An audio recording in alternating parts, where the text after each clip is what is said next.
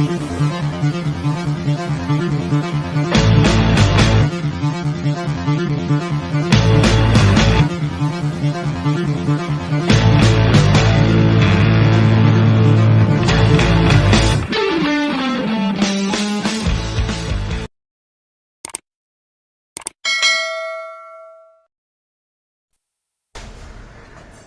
मित्रों, मैं आपका कवि अमर अद्वितीय मथुरा से अपने चैनल में सभी श्रोताओं का स्वागत करता हूं।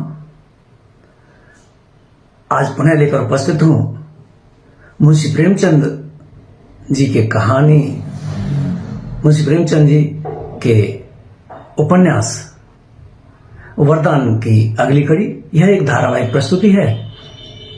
आज सुन रहे हैं 9वीं कड़ी। 8 कड़ी इससे पहले प्रस्तुत की जा चुकी हैं इसी चैनल पर। धन्यवाद कहते हुए और इस उम्मीद के साथ कि आप हमारे वीडियो को लाइक और कमेंट करते रहेंगे। चैनल तो सब्सक्राइब कर ही लिया होगा आपने, तभी तो आप धारावाहिक प्रस्तुति और अन्य कहानियां और रोमांचित करने वाले लेख हमारे चैनल पर सुन सकते हैं। पुनः धन्यवाद कहते हुए प्रतापचंद्र ने विरजन के घर आना जाना विवाह के कुछ दिन पूर्व ही से त्याग दिया था। वह विवाह के किसी भी कार्य में सम्मिलित नहीं हुआ, यहां तक कि महफिल में भी न गया। मलिन मन किए मुंह लटकाए अपने घर बैठा रहा। मुंशी संजीवन लाल, सुशीला, सुबामा सब विनती कर हार गए, पर उसने बारात की ओर दृष्टि भी न फेरी। अंत में मुंशी जी का मन टूट गया और फिर कुछ न बोले। वह दशा विवाह के होने तक थी। विवाह के पश्चात उसने उधर का मार्ग ही त्याग दिया। स्कूल जाता तो इस प्रकार के एक ओर से निकल जाता, मानो आगे कोई बाघ बैठा हुआ है, या जैसे महाजन से कोई ऋणी मनुष्य आंख चुराकर निकल जाता है। विरजन की तो परछाई से भागता। यदि कभी उसे अपने घर में देख पाता तो भीतर पग न देता। माता समझाती, बेटा विरजन से बोलते चालते क्यों नहीं हो, क्यों उससे मन मोटा किए हुए हो। वह आकर घंटों रोती है कि मैंने क्या किया है जिससे वह रुष्ट हो गए। देखो तुम और वह कितने दिनों तक एक संग रहे हो, तुम उससे कितना प्यार करते थे, अकस्मात तुमको क्या हो गया। यदि तुम ऐसे ही रूठे रहोगे तो बेचारी लड़की की जान पर बन जाएगी, सूखकर कांटा हो गई है। ईश्वर जानता है मुझे उसे देखकर करुणा उत्पन्न होती है। तुम्हारी चर्चा के अतिरिक्त उसे कोई बात ही नहीं भाती। प्रताप आंखें नीचे किए हुए सब सुनता और चुपचाप सरक जाता। प्रताप अब भोला बालक नहीं था। उसके जीवन रूपी वृक्ष में यौवन रूपी कोपलें फूट रही थी। उसने बहुत दिनों से, उसी समय से जब से उसने होश संभाला, विरजन के जीवन को अपने जीवन में शर्करा क्षीर की भांति मिला लिया था। उन मनोहर और सुहावने स्वप्नों का इस कठोरता और निर्दयता से धूल में मिलाया जाना उसके कोमल हृदय को विदीर्ण करने के लिए काफी था। वह जो अपने विचारों से विरजन को अपना सर्वस्व समझता था, कहीं का न रहा, और वह जिसने विरजन को एक पल के लिए भी अपने ध्यान में स्थान न दिया था, उसका सर्वस्व हो गया। इस वितर्क से उसके हृदय में व्याकुलता उत्पन्न होती थी और जी चाहता था कि जिन लोगों ने मेरी स्वप्नवत भावनाओं का नाश किया है और मेरे जीवन की आशाओं को मिट्टी में मिलाया है, उन्हें भी मैं जलाऊं और सुलगाऊं। सबसे अधिक क्रोध उसे जिस पर आता था वह बेचारी सुशीला थी। शनै शनै उसकी यह दशा हो गई कि जब स्कूल से आता तो कमलाचरण के संबंध की कोई घटना अवश्य वर्णन करता, विशेषकर उस समय जब सुशीला भी बैठी रहती। उस बेचारी का मन दुखाने में से बड़ा आनंद आता था। यद्यपि मिथ्या भाषण देने से उसे घृणा थी, जो कुछ कहता सत्य ही कहता था, तथापि अव्यक्त रीति से उसका कथन और वाक्य गति ऐसी हृदय वेदनी होती थी कि सुशीला के कलेजे में तीर की भांति लगती थी। आज महाशय कमलाचरण टिपाई के ऊपर खड़े थे। मस्तक गगन पर स्पर्श करता था। परंतु निर्लज्ज इतने बड़े कि जब मैंने उनकी ओर संकेत किया तो खड़े खड़े हंसने लगे। आज बड़ा तमाशा हुआ है। कमल ने एक लड़के की घड़ी उड़ा दी। उसने मास्टर से शिकायत की। उसके समीप वे ही महाशय बैठे हुए थे। मास्टर ने खोज की तो आप ही के फेंटे से घड़ी मिली। फिर क्या था, बड़े मास्टर के यहाँ रिपोर्ट हुई। वह सुनते ही झल्ला गए और कोई 3 दर्जन बैंत लगाई सड़ासड़। सारा स्कूल यह कौतूहल देख रहा था। जब तक बेंचें पड़ी महाशय चिल्लाए किए, परंतु बाहर निकलते ही खिलखिलाने लगे और मूंछों पर ताव देने लगे। चाची, नहीं सुना? आज लड़कों ने ठीक स्कूल के फाटक पर कमलाचरण को पीटा, मारते मारते बेसुध कर दिया। सुशीला ये बात न सुनती और सुन सुनकर कुड़ती। हाँ, प्रताप ऐसी कोई बात विरजन के सामने न करता। यदि वह घर में बैठी भी होती तो जब तक चली न जाती वह चर्चा न छेड़ता। वह चाहता था कि मेरी बात से इसे कुछ दुख न हो। समय समय पर मुंशी संजीवन लाल ने भी कई बार प्रताप की कथाओं की पुष्टि की। कभी कमला हाट में बुलबुल लड़ाते मिल जाता, कभी गुंडों के संग सिगरेट पीते, पान चबाते, बेढंगेपन से घूमता हुआ दिखाई देता। मुंशी जी जब जामाता की यह दशा देखते तो घर आते ही स्त्री पर क्रोध निकालते। यह सब तुम्हारी ही करतूत है। तुम्ही ने कहा था घर भर दोनों अच्छे हैं, तुम्ही रिझी हुई थी। उन्हें इस क्षण यह विचार न होता कि जो दोषारोपण सुशीला पर है कम से कम मुझ पर भी उतना ही है। वह बेचारी तो घर में बंद रहती थी। उसे क्या ज्ञात था कि लड़का कैसा है? वह सामुद्रिक विद्या थोड़ी ही पढ़ी थी। उसके माता पिता को सभ्य देखा, उनकी कुलीनता और वैभव पर सहमत हो गई, पर मुंशी जी ने तो अकर्मण्यता और आलस्य के कारण छानबीन न की। यद्यपि उन्हें इसके अनेक अवसर प्राप्त थे और मुंशी जी के अगणित बांधव्य इसी भारतवर्ष में अब भी विद्यमान हैं, जो अपनी प्यारी कन्याओं को इसी प्रकार नेत्र बंद करके कुएं में ढकेल दिया करते हैं।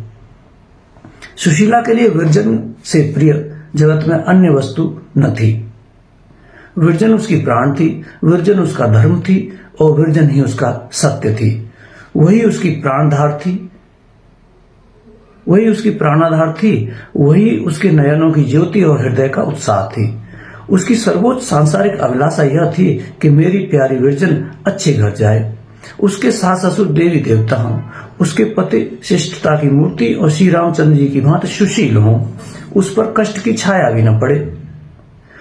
उसने मर मर कर बड़ी मिन्नतों से यह पुत्री पाई थी और उसकी इच्छा थी कि इन रसीले नयनों वाली अपनी भोली वाली बाला को अपने मरण पर्यंत आंखों से अदृश्य न होने दूंगी। अपने जामाता को भी यहीं बुलाकर अपने घर रखूंगी। जामाता मुझे माता कहेगा, मैं उसे लड़का समझूंगी। जिस हृदय में ऐसे मनोरथ हों उस पर ऐसी दारुण और हृदय विदारणी बातों का जो कुछ प्रभाव पड़ेगा प्रकट है। हांत दीना सुशीला के सारे मनोरथ मिट्टियों मिल गए। उसकी सारी आशाओं पर ओस पड़ गई। क्या सोचती थी और क्या हो गया? अपने मन को बार बार समझाती कि अभी क्या है। जब कमलाचरण सयाना हो जाएगा तो सब बुराइयां स्वयं त्याग देगा, पर एक निंदा का घाव भरने नहीं पाता था कि फिर कोई नवीन घटना सुनने में आ जाती थी। इसी प्रकार आघात पड़ते गए। हाय, नहीं मालूम विरजन के भाग्य में क्या बदा है। क्या यह गुण की मूर्ति, मेरे घर की दीप्ति, मेरे शरीर का प्राण इसी दुष्कृत मनुष्य के संग जीवन व्यतीत करेगी?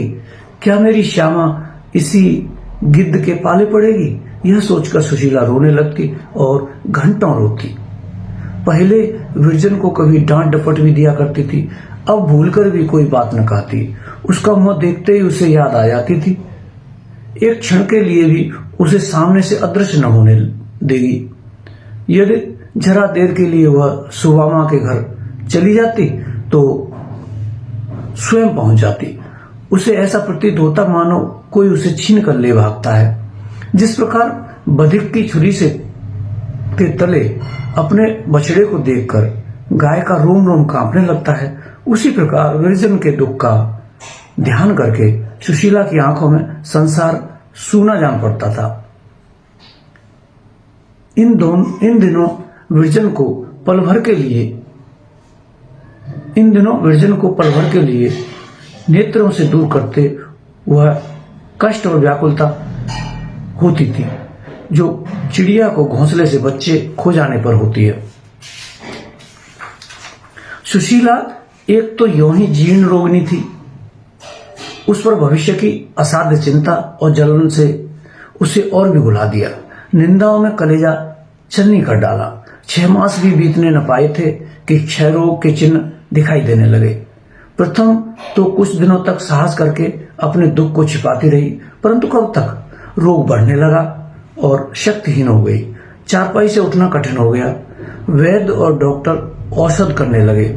विरजन और सुवामा दोनों रात दिन उसके पास बैठी रहती। विरजन एक पल के लिए भी उसकी दृष्टि से ओझल न होने पाती। उसे अपने निकट न देखकर सुशीला बेसुध सी हो जाती और फूट फूट कर रोने लगती। मुंशी संजीवन लाल पहले तो धैर्य के साथ दवा करते रहे, पर जब देखा कि किसी उपाय से कुछ नहीं होता और बीमारी की दशा दिन दिन निकृष्ट होती जाती है, तो अंत में उन्होंने भी निराश हो उद्योग और साहस कम कर दिया। आज से कई साल पहले जब सुवामा बीमार पड़ी थी, तब सुशीला ने उसकी सेवा शुश्रूषा में पूर्ण परिश्रम किया था। अब सुवामा की बारी आई। उसने पड़ोसी और भगिनी के धर्म का पालन भली भांति किया।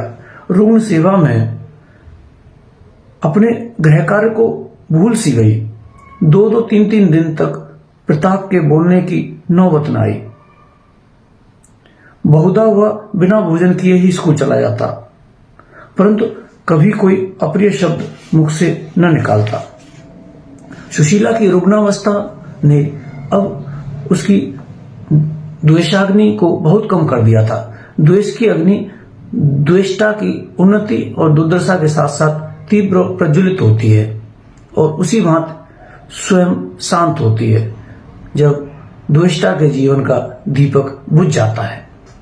जिस दिन ब्रजानी को ज्ञात हुआ कि प्रताप बिना भोजन किए स्कूल जा रहा है, उस दिन वह सब काम छोड़कर उसके घर दौड़ जाती और भोजन करने के लिए आग्रह करती, पर प्रताप उससे बात तक नहीं करता।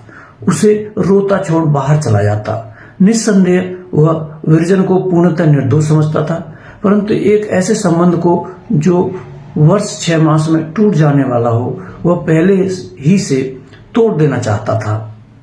एकांत में बैठकर वह आप ही आप फूट फूट कर रोता, परंतु प्रेम के उद्वेग को अधिकार से बाहर न होने देता। एक दिन वह स्कूल से आकर अपने कमरे में बैठा हुआ था कि विरजन आई। उसके कपोल अश्रु से भीगे हुए थे और वह लंबी लंबी सिसकियां ले रही थी।